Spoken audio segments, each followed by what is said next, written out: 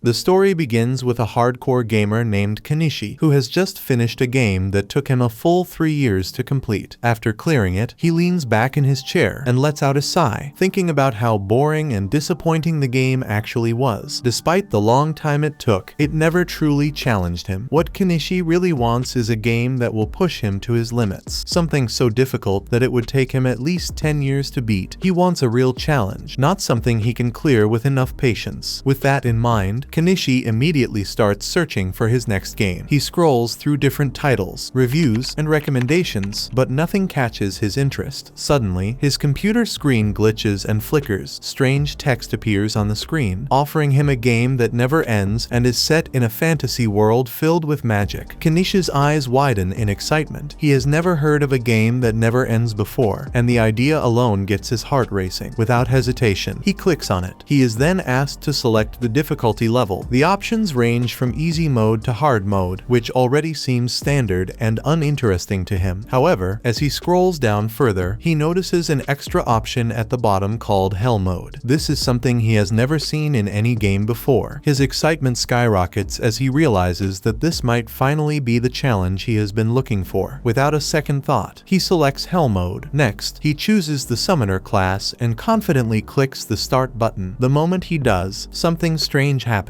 His screen flashes brightly, and before he can react, he gets sucked straight into his computer screen. The next thing he knows, he wakes up in a completely different world as a newborn baby, crying as he is born into a poor serf family. Shortly after his birth, a man picks him up gently and gives him a name. That name is Alan. Surprisingly, Alan does not feel upset about his situation. In his previous life, he was a 35-year-old broke gamer stuck, working a dead-end job with no future. Compared to that, this new life feels like a fresh start. Being reincarnated gives him a second chance to live a better and more meaningful life. At the moment, Alan is only 1 year old, so he cannot speak yet. However, he has no trouble thinking clearly inside his mind. He can organize his thoughts, understand what people say around him, and observe everything carefully. He also realizes that the language spoken in this world is Japanese, meaning it is the common language here. Alan and his family live in a frontier village where pioneers pay taxes to a ruling lord in exchange for the right to cultivate the land. The village is still new and undeveloped, so it does not even have a proper name yet. Alan's father is named Rodden, a hardworking and caring man who does everything he can to support his family. Judging by his looks and behavior, Alan guesses that Rodden is around 20 years old. His mother's name is Derja, and Alan assumes she is likely in her late teens. Watching how close and loving his parents are with each other, Alan figures it is only a matter of time before he ends up with younger siblings as well. Later that night, after Alan is put to bed, he lies there quietly and starts thinking. He suddenly remembers that in this world, he is supposed to be a summoner. Curious, he decides to try opening a status window to check his stats. However, the moment he attempts to do that, something unexpected happens. Instead of a simple window appearing, a large book suddenly materializes and floats above him in the air. Alan shrieks in shock at the sudden sight of it, completely startled by what just appeared. His shout immediately grabs his parents' attention. Realizing this is bad, Alan panics and quickly makes the floating book disappear before they can see it. His parents rush in to check on him, but when they see that nothing strange is happening, they assume he was just making noise in his sleep. Thinking it is nothing serious, they quietly leave the room. Once they are gone, Alan carefully brings the book back out again. He soon learns that the floating book is actually a grimoire that contains all the details about his stats and abilities. As he reads through it, he confirms that he really is a summoner, just like the class he chose in the game. The book explains that he can summon creatures, but because of his young age, he is currently limited to summoning only insects and beasts. Even so, Alan feels extremely excited. He wants to summon something right away, so he tries summoning an insect. However, no matter how many times he tries, nothing happens at all. After several failed attempts, Alan forces himself to calm down and think carefully. He remembers another skill listed in the grimoire and decides to try using his create skill first. When he activates it, something finally happens. A crafting card for an insect appears right in front of him. Seeing this, Alan realizes that he needs to create the creature first before he can summon it. Now that he has the crafting card, he prepares to summon the insect properly. quickly, just as he is about to do it. His mother comes in to check on him. Alan reacts instantly, lying back down and pretending to be asleep. Even after his mother leaves the room, he notices that he is suddenly very tired. His eyelids feel heavy, and he realizes that forcing himself to stay awake is pointless. Deciding it is better to rest, he chooses to go to sleep and try summoning again the next morning. The following morning, when his parents are not watching him, Alan carefully brings out his grimoire again. This time, he successfully completes the summoning. In an instant, a giant grasshopper appears and jumps straight onto his face. Alan panics, but quickly recovers and tries giving it orders, telling it to obey him. Unfortunately, the grasshopper shows no interest in listening and simply hops away on its own. Confused, Alan checks the grimoire again, hoping it might explain what is going on. He finds the grasshopper's stats written inside the book. The grimoire also informs him that he needs to give his summoned creature a name. After thinking for a moment, Alan decides that Denka sounds like a decent name for a grasshopper. He then looks at his own stats and realizes that summoning Denka has actually increased his abilities. However, before he can celebrate, his mother suddenly walks into the room. She immediately notices Denka, since she is extremely afraid of insects. She reacts without thinking and instantly squashes the grasshopper. Just like that, Denka is gone. After a few more days of playing around with his skills and testing different things, Alan finally manages to summon another creature. This time, it is a small mouse, which he decides to name Mousy. Unfortunately, Mousy turns out to be just as unintelligent as Denka was. He does not really listen to orders and mostly does whatever he wants. However, unlike Denka, Mousy has a useful ability called Scurry, which allows him to move around the room at an extremely fast speed. While Mousy is still not very obedient, he will at least use Scurry whenever Alan tells him to, which makes Alan feel slightly better about the summon. Alan spends the rest of the day carefully studying his grimoire. He reads through every page again and again, trying to understand how summoning really works and what he needs to do to summon stronger monsters that can properly follow commands. He thinks about different methods, possible conditions, and skill combinations, but no matter how much he studies, he cannot find a clear answer. In the end, all his effort leads to nothing, and he is left feeling a little frustrated. That afternoon, Alan's father, Rodden, finally returns home. His clothes are stained with blood, and it is clear that he has just come back from a dangerous hunt. Rodden proudly tells Alan that he managed to take down a massive boar. He goes on to describe just how large and terrifying it was, and then asks Alan if he wants to go see it. Hearing this, Alan becomes incredibly excited. This would be the first real monster he has ever seen in this world. Seeing how thrilled his son is, Rodden decides to take him along. This is Alan's first time leaving the house, so he feels thrilled. At that moment, his father points toward a flock of birds known as albahiron. During this season, they fly north together, signaling the arrival of fall. Rodden then explains to Alan that he named him after the albahiron. After about a 10-minute walk, they arrive at the spot where the boar is being cut up. Several people are already there, working together to process the monster. At first, Alan is filled with excitement as he stares at it up close. However, after examining it more carefully, that excitement slowly turns into fear. Seeing such a large and powerful monster in person makes him realize just how terrifying it truly is. Alan understands that if he ever had to fight something like this right now, he would stand no chance at all. After a short while, one of their neighbors, a man named Gerda, walks over to Rodden and congratulates him on defeating the boar. Soon after, the other villagers nearby begin cheering as well. They all know that taking down a boar like that is no easy task and that it is a great achievement. Rodden then formally introduces Alan to Gerda. Gerda is left completely speechless when he sees how polite and well-mannered Alan is, especially considering that he is only 1-year-old. Putting that aside, Alan asks Gerda how strong a boar actually is. Gerda explains that boars are naturally C-rank monsters, and that it usually takes around 20 people working together to bring just one of them down. Hearing this, Alan quietly takes note of the information. He realizes that this gives him a clear benchmark for what kind of strength exists in this world, and what he might have to face in the future. About 10 months later, Alan receives some exciting news. He discovers that he has finally reached level 2 as a summoner. This level up allows him to create G-rank creature cards, which is a big step forward for him. On top of that, he gains a brand new skill that lets him fuse his summoned creatures together. The best part of all is that his inventory space doubles. This means he can now hold twice as many buffs as before, greatly increasing his potential strength. That night, after finishing During dinner, Alan feels more excited than ever. With his new level, new skill, and expanded inventory, he eagerly prepares to test out his fusion technique for the very first time. But Alan soon ends up feeling disappointed when he realizes that he still cannot use his fusion technique on his cards, even when his MP is completely full. No matter how hard he tries or how carefully he follows the process, the fusion simply does not activate. This frustrates him, but he understands that he is still too young and not strong enough yet. Time passes, and by the time Alan turns 3 years old, he has made clear and noticeable progress on his path as a summoner. After many attempts and much practice, he finally succeeds in using his fusion technique on several of his cards. Through this process, he manages to craft a bird card, and the bird he summons from it is named Chappie. Chappie has a special ability called voice mimicry, which allows him to perfectly imitate anything Alan says. When Alan hears Chappie copy his voice, he immediately realizes how useful this ability could be. He imagines using it to confuse enemies, lure monsters into traps, or create distractions during battle. As Alan looks at everything he has learned so far, he feels satisfied with how deep and complex this world is. He honestly admits to himself that this world feels like the peak of hardcore gaming, far beyond anything he ever experienced in his previous life. By the time it reaches 3 o'clock in the afternoon, one of Alan's friends, a girl named Krina, comes over for a playdate. As usual, they start playing knights and sword fighting with wooden sticks. At first, Alan underestimates her, thinking that winning will be easy for him. However, to his surprise, Krina is much faster and more agile than he expected. She moves quickly, dodges his attacks, and strikes back before he can react. Alan struggles to keep up with her pace, and before he realizes it, he ends up losing the fight. By the end of the day, Alan is completely worn out and beaten badly by Krina. His body aches and his pride is bruised, but instead of feeling discouraged, he quietly vows to himself that he will become stronger before their next battle. That night, important news is revealed to the family. Derja announces that she is pregnant. Hearing this, Alan tells his father that he wants to help with harvesting the potatoes, since his mother will not be able to help as much anymore. Deep down, Alan knows he will be fine doing physical labor because he now has the stamina of a grown adult. However, his parents do not know that. They gently tell him that a child his age should not have to work and that he should focus on playing and having fun instead. They encourage him to keep spending time with Krina since they have noticed how happy he looks when they play nights together. They also mention that they are really looking forward to Alan's appraisal ceremony. Alan has no idea what that is, so Derja explains that when he turns 5 years old, there will be a divine ceremony to determine what kind of talent he possesses. They truly hope that Alan will receive a good talent, one that could finally free their family from life as serfs. A few months later, during the winter season, Alan accidentally forgets to put Denka away. Because of this, his mother suddenly sees the insect. Terrified, Derja slips and falls to the ground. When Rodden rushes in to check on her, Derja tells him that her water has broken and that the baby is coming. Krina happens to be nearby at the time, since she and Alan were having another playdate. Rodden quickly asks Krina to go get her parents because they have experience helping with childbirth. Not long after, Gerda and his wife, Matilda, arrive to help Derja. Matilda takes charge of the situation and prepares to deliver the baby. She immediately orders all the men out of the house, saying she needs privacy to work properly. The long night passes, and by the next morning, the boys wake up to the sound of a baby crying. They rush over and find that the baby has been safely delivered. Derja asks Rodden to name the child. Without thinking too deeply about it, Rodden decides to name him Mash. Derja instantly loves the name, but after thinking about it for a few seconds, she wonders if the name came from a monster. Rodden admits that it did, but Derja cannot deny that it sounds good. She starts laughing, and everyone else joins in. As they laugh together, Alan quietly watches them. Thinking back on everything, Alan realizes that he never truly understood why he was reincarnated in the first place. Aside from his desperate wish to play a hardcore game with terrible balance, he remembers how miserable and meaningless his old life felt and realizes that he is completely fine leaving it behind. In this new world, he feels free, unrestrained, and full of possibilities. More than anything else, he knows that this new family is the best part of his new life. He is not sure how he will do it yet, but Alan makes a silent promise to himself. No matter what it takes, he will free his family from the harsh life of being serfs. Time passes, and by the time Alan turns 5 years old, Alan's father takes him on a walk through a wide flower field and begins telling him about the appraisal ceremony. According to him, it is a special ceremony that every child in their village must take part in once they turn 5 years old. If a child is discovered to possess a talent, it could allow both the child and their family to rise up and escape their life as serfs. However, Rawdon explains to Alan that it will not be easy at all, because there will be many competitors since their village is very densely populated. Along the way, they run into Krina and her father, and the four of them decide to travel together to a nearby commoner village. Not long after, they arrive at the commoner village, and Alan is shocked that the people living there are even considered commoners, as they are well groomed and wear clothes that are much nicer than his own. Shortly after this moment, the appraisal ceremony is ready to begin, so the priests slowly open the large main door, and first they ask the common people to show respect to Elmia, the god of creation. After that, they continue by saying that heroes in the kingdom do not only come from people with high rank, power, or status, but can also come from ordinary serfs. Alan hears this and immediately knows it is true, because when he was reading the game's epilogue, it clearly said that classes like the hero and sword lord must begin from a low social class. At first, he believed this was only a boring game rule with no real meaning, but he soon realizes that it applies to the entire world. Because of this rule, everyone, no matter their status or background, must take part in the ceremony. After that explanation is finished, the commoners calmly move forward and slowly make their way inside the building. Once inside, Alan notices a statue standing at the center and assumes it must be the god worshipped in this world, Elmia. Not long after, the appraisal ceremony starts, beginning with the village chief and his son, Palomas. Palomas steps forward toward the crystal ball and places his hand on it, causing the screen to light up and announce that he has the talent of becoming a merchant. His father immediately jumps with joy and rushes over to hug him, relieved as he realizes that his son is not useless after all. Alan watches in complete awe when all of a sudden his grimoire appears floating in front of him and starts writing down several numbers on its pages. This makes him realize that attributes are now being shown as clear values instead of hidden numbers. What he likes the most is that he is the only one who can see the grimoire at all, which means he can freely use it however he wants without anyone noticing. The ceremony continues as the children happily celebrate with their parents after receiving their new skills, but sadly, not everyone is lucky enough to gain a talent, leaving some of them feeling disappointed. The next child is Dagora, and he places his hand on the crystal, causing it to light up. The priest informs him that his talent is being an axe user. Dagora immediately jumps with joy and runs over to his father to celebrate. One by one, everyone receives their talent judgment and leaves the area, until only Alan and Krina remain, standing there with their parents. Krina quickly rushes up to the crystal ball, excited and eager to discover what kind of talent she has. The moment she touches it, a bright light bursts out from the crystal, and when the time comes to announce her talent, even the priests are shocked by the result. Most of her stats are nearly maxed out, and she is revealed to have the talent of a sword lord, which is known as one of the rarest and strongest talents. Her father is overjoyed, believing that his only daughter might finally be his way out of the trenches. But Krina herself does not look very happy, because she actually wanted to become a simple swordsman instead. Alan is not surprised at all, since he always believed there was something special about her. He is also excited, hoping his parents will learn that he is a summoner, so he confidently walks up to the crystal to have his own talent revealed. He places his hand on it, and a blinding light bursts out, sending him flying before he crashes to the ground. Rawdon quickly rushes over to one of the priests and asks if his son has awakened a unique talent, but instead, the priest announces that Alan has no talent at all. Rawdon does not look upset in the slightest. Instead, he calmly holds Alan by the shoulders and tells him that it is time for them to go home. The two of them head back home afterward, where Derja and Alan's little brother, Mash, are already waiting to give them a warm and cheerful welcome. Later that night, Rawdon sits down with Alan and tells him not to feel bad about me not having a talent, explaining that nothing like that would ever change how much they love him. Even so, Alan still feels a little disappointed about the fact that he did not receive a talent of his own. Despite that, he remains grateful and happy that he was born into such a caring and loving family. Later that night, Alan lies awake in bed with his grimoire open in front of him. As he looks through it again, he notices that every single one of his attributes is listed as E rank. At the very least, today helped him realize one important thing. He is the only person in this world playing on Hell mode. mode. Alan assumes that the ranking system most likely reflects how much growth a person can expect when they level up. Because of that, he believes the reason all of his abilities are E rank is due to him choosing the Hell mode difficulty, which probably reduces his progress to 100th of what it is normally supposed to be. That can only mean the stats shown in the grimoire are just a small fraction of his true potential. Alan realizes that a difficulty like this is usually where most people would quit, but not him. He is on a mission to prove that he is capable of conquering any hardcore game he chooses to face. The next day, Alan and his family head over to Krina's house to celebrate her Sword Lord talent. Along the way, Alan cannot help but notice that his father seems upset about something, even though he clearly does not want to talk about it. That bad mood follows Rodden all the way to Krina's house. When it is time for everyone to start drinking together, Rodden and Gerda begin bickering over something completely pointless. Alan watches them argue and wonders if his father's attitude could be caused by jealousy over Krina becoming a Sword Lord. However, he quickly dismisses the idea, knowing that his father is not that petty of a person. The argument continues to escalate as Rodden and Gerda shout back and forth at each other. Suddenly, Gerda drops a bombshell, revealing that Rodden once said he wanted to cut all ties with their family. Everyone who hears this is left completely shocked. Rodden admits that it is true, but explains that it is not because he wants to. He says that Krina's talent is 1 in a million and could even put her on the path to becoming a noble. Because of that, he believes they should not risk her future by continuing to associate with serfs like them. Even after that explanation, the two continue arguing for a while longer, until their wives finally step in and slap some sense into them. Matilda and Derja then explain the truth, revealing that all 4 of them are childhood friends who grew up together in the same village. Apparently, Gerda and Rodden have always been thick-headed meatheads who were constantly looking for excuses to fight each other, though becoming fathers managed to calm them down a little. Reminiscing about old memories helps everyone cool off, and they spend the rest of the night enjoying themselves and sharing liquor together. The next day, rumors about Krina's talent spread quickly, and before long, the Order of Knights begins planning a special visit to see her in person. Shortly after that, the knights arrive at the village on horseback. As soon as they do, Krina and her father rush over to the knight commander to properly introduce her. While they speak, Alan watches from a distance and begins to wonder if this means Krina will have to leave the village and become a full-fledged knight someday. He understands that this is the path she is meant to take, but even so, he admits to himself that he is going to miss her when that day comes. After the commander speaks with Gerda for a while, he suddenly reaches a harsh conclusion. He claims that they may have been lying about Krina possessing the Sword Lord talent. Because of that, he declares that she must prove it in a duel against the vice captain. If she fails, she will be executed on the spot, since lying about one's talent is punishable by death. Gerda immediately refuses, unable to accept why someone as old and experienced as the vice captain would be forced to spar with a 5-year-old child. Alan feels the same way, but he knows there is nothing he can do to stop it. Krina looks over at the sword she will be using for the duel and notices how shiny and beautiful it is. Excited by that alone, she immediately agrees to the duel and tells her father not to worry. Hearing this, Gerda does not even know what to say anymore and is left completely stunned. With that, the duel between Krina and the vice captain, Reborn, begins. For the first few moments, the two appear evenly matched. However, Reborn soon uses his overwhelming strength to overpower Krina and slam her into a wall. Gerda sees this and desperately tries to intervene, but the knights restrain him and hold him back. At that moment, the knight commander already believes the fight is over. To his surprise, Krina suddenly stands back up, surrounded by a faint blue aura. She charges straight at Reborn and unleashes a barrage of sword slashes that are 10 times faster and stronger than her earlier attacks. Reborn struggles to keep up, and before long, his sword is sliced clean in half. Seeing this, the commander immediately calls an end to the duel. The vice captain is left in complete disbelief, unable to comprehend how his 24-year-old self was just defeated by a 5-year-old girl. The crowd erupts into cheers for Krina, now fully convinced that she truly is the Sword Lord. Gerda feels overwhelming pride as he watches his daughter overcome impossible odds. Shortly after, the commander approaches Gerda and declares that there is no longer any doubt about Krina's talent. He says he would like the opportunity to discuss her future with him. Although Gerda is still angry about being forced to put Krina through such a dangerous trial, he agrees to talk. They head to the village chief's residence. residence, where the discussion begins over dinner. The Knight Commander introduces himself as Xenof and explains that he was sent by the Lord of the Land to confirm whether a Sword Lord truly existed. After witnessing the duel firsthand, he confidently confirms it. Xenof then announces another decision made by the Lord of the Land. Although the village was originally meant to be named after the village chief, the discovery of a Sword Lord has changed everything. To honor her, the village will now be named Krina Village. After that, Xenof apologizes to Gerda for subjecting his daughter to such a brutal test. Gerda is not the type to hold grudges, so he accepts the apology and lets it go. Xenof then tells Gerda to continue raising Krina the same way he always has. Once she reaches the age of 12, she will be sent to the Royal Academy to study and fully master her talent. Hearing about this, Alan becomes excited at the thought of an academy filled with people who possess talents like hers. However, as the conversation continues, Alan starts to wonder why Dagora, one of the children who received the axe talent, is present as well. Xenof acknowledges Dagora and tells him to work as hard as possible to train and earn admission into the academy someday. With that settled, Xenof turns his attention to Alan and notices something unusual. He finds it strange that Alan has both dark hair and dark eyes, which is rare. When Xenof learns that Alan is the son of Rodden the boar hunter, he immediately stands up and pays his respects. Xenof explains that Rodden is known as a legendary figure in the village, a man responsible for handling most of the dangerous tasks during hunts. He is considered a true hero by the people. As Alan listens to all of this, he feels proud to hear his father being praised so highly. In his heart, Alan realizes that his dad really is a hero after all. Later that evening, Gerda and Rodden bid each other farewell. Rodden believes that Krina may become a hero someday, but he is even more impressed that she was acknowledged by the Lord. He then tells Alan to continue working hard, saying he is destined for great things since he is his son after all. Just then, Alan pulls out a few fruits he stole from the meeting, and Rodden does the same, causing them both to laugh together. Sometime later, Alan gets really hyped up because he has finally leveled up his summoner skill. His grimoire now says he has an enhanced skill, so he wonders if that means he will be able to summon stronger things. He gets even more excited as he thinks about how he will eventually be able to summon something cool like a dragon. It took him 2 years to reach this milestone, so when he thinks about it, he realizes that it was actually worth all the effort and waiting. Later that night, Derja and Rodden announce that they are going to have yet another child, and their guess is that it is going to be a girl. Because of that, they all start thinking up possible names for the baby. Alan's grimoire suddenly appears, and after he looks inside it, he sees the name of the god of creation written there. Without thinking too much, he suggests that they call the baby Elmia. His parents quickly tell him to shut up and warn him that they do not speak the name of their god in vain. Alan realizes that he messed up, so he quickly tries to change the topic to avoid more trouble. To do that, Alan points out that his dad's scar is already healing up. Rodden explains that he got the scar when he passed one of the trials of the gods during a boar hunt. Alan has no idea what a trial of the gods is, so Rodden takes the time to explain it to him. He says that it is a special moment that sometimes happens while they are hunting. During that moment, they feel a sudden burst of energy that removes all their wounds and exhaustion, making them feel refreshed and strong again. When Alan hears this, he realizes that this is just how people in this world describe leveling up. It suddenly makes a lot more sense to him. Even though his summoning skill has gone up, he understands that he is still going to remain at level 1 unless he manages to defeat some real monsters. Just improving a skill is not enough. He knows that if he truly wants to grow stronger, he needs real combat experience. Because of this, Alan decides that he needs to take hunting more seriously. He asks his dad if he can come along on a hunt so that he can gain experience and maybe even level up for real. However, his dad immediately turns him down. Rodden reminds him that hunting is not some kind of game or training exercise. He tells Alan that it has real dangers and serious consequences, and that mistakes during a hunt can cost people their lives. Hearing this, Alan understands that getting stronger will not be easy, but that doesn't mean he'll be willing to give up just like that. Later that night, right before Alan goes to bed, he pulls out his grimoire and sees that he has just received a message from Elmia. The message explains that during the appraisal ceremony, his stats were shown as E rank because he is on hell mode. However, the message also shows his true raw stats. Alan is relieved and happy to see that his real stats are actually on the same level as Krina's. This makes him feel much more confident about his future. Feeling curious and ready to experiment, Alan decides to try using his enhanced skill on Denka. Just as he expected, the skill amplifies all of the stats Denka already had. When Alan materializes Denka, even though Denka has not grown much bigger, Alan can tell just by looking at him that he has clearly been enhanced and has become stronger. Just then, Derja walks into the room and spots the bug. She gets scared when she sees it and quickly squashes it with her foot. Even so, he does not give up. Alan spends the rest of the night summoning and testing his skills. By morning, he comes to an important realization. The enhancements he puts on a card do not go away. This means that as long as he has enough MP to spare, he should enhance all the cards in his inventory to make them stronger over time. Shortly after that, Rodden heads out to go hunting. Everyone tells him goodbye and wishes him luck before he leaves. Later, while Alan is doing some chores around the house, he realizes that he has not been able to pull off any new fusions, even after trying several different combinations. He starts to feel a little frustrated. The only last possible combination he has not tried yet is a bird and an insect. When he finally tries to fuse them, he smiles when he sees the result at first. However, that smile quickly fades when he realizes that the new card that was created is just an apple. At first, he feels disappointed, thinking that the fusion failed in a strange way, but then he decides to carefully check the buffs on the card. As he reads through them, his smile returns. He realizes that he has finally gotten a creature that has an MP buff. This is a huge breakthrough for him because it means he will be able to do far more actions and summons over the course of a single day. Before this, he believed it would take him several decades to level up. Now, with this creature's MP buff, he realizes that leveling up could be cut down to just a couple of years instead. Alan materializes the card, and the strange apple creature is formed in front of him. Looking at it, Alan decides that it needs a proper name. After thinking for a moment, he smiles and decides to name the creature Apo. After a little while, Apo shows Alan his special skill. Apo sinks into the ground and then grows into a tall stem that releases the sweet scent of an essential oil. Alan is busy breathing in the smell when he suddenly sees his mom coming toward him. He quickly tries to get rid of the stem, but it does not disappear. His mom walks over and notices the stem, but she does not think much of it because it gives off such a pleasant and relaxing smell. Later in the day, Krina comes over for training. During their sparring, Krina completely wipes the floor with Alan and easily defeats him again and again. However, after their training is over, Krina admits that Alan has gotten a bit tougher than before. Alan is shocked to hear this and immediately checks his grimoire. When he looks at it, he sees that both his endurance and attack skills have been buffed. He starts to wonder if Apo's sweet-smelling aroma might have given him these boosts. However, he has no real way to prove it or test it properly, so for now, he decides to let the thought go. As time goes on, Alan realizes that they now have a lot of hay thanks to Apo. After running a couple of simple tests, Alan finally understands how Apo's skill, Aroma, really works. He learns that Aroma can shorten MP recovery time from 6 hours down to 5 hours. This allows him to do more activities and more summoning in a single day, which is a big advantage for his growth. Even so, Alan cannot help but feel uneasy because it always feels like he never has enough time to do everything he wants and needs to do. Later that night, Alan and his mom start to get worried because Rodden has not come home yet and it is much later than he is supposed to be. The worry slowly turns into fear as more time passes. Then, they suddenly hear loud noises coming from outside. When they rush out to see what is happening, they see several adventurers carrying Rodden on a stretcher. He is clearly badly injured and barely conscious. When they finally bring Rodden inside, Gerda explains what happened. He tells them that Rodden took a boar fang to the gut, which is what left him in such a terrible condition. They managed to keep Rodden alive for now thanks to a special healing herb. Gerda admits that if not for that herb, Rodden would already be dead, even with the herb. However, it is still not enough to fully heal him, and he is left with a large and dangerous wound. Alan asks Gerda how something like this could have happened. Gerda explains that this was not just the fault of a single commoner. Normally, commoners do not even take part in boar hunts because they are far too dangerous. But this year was different. Many commoners volunteered to join the hunt because they had heard stories about Rodden being a great hunting hero. They believed that as long as Rodden was there, they would be safe. Gerda admits that neither he nor Rodden felt comfortable allowing commoners to come along on such a dangerous hunt. However, since they could not refuse the orders of the chieftain, they had no choice but to let the commoners join, even though it put everyone at greater risk. The commoners students were taught the proper formations and tactics for what to do if anything went wrong. However, as soon as things actually did go wrong, fear took over them, and they started to panic and break formation. Instead of following the plan, they began to run around in confusion. One of the commoners was just about to get stabbed, but that was when Rodden stepped in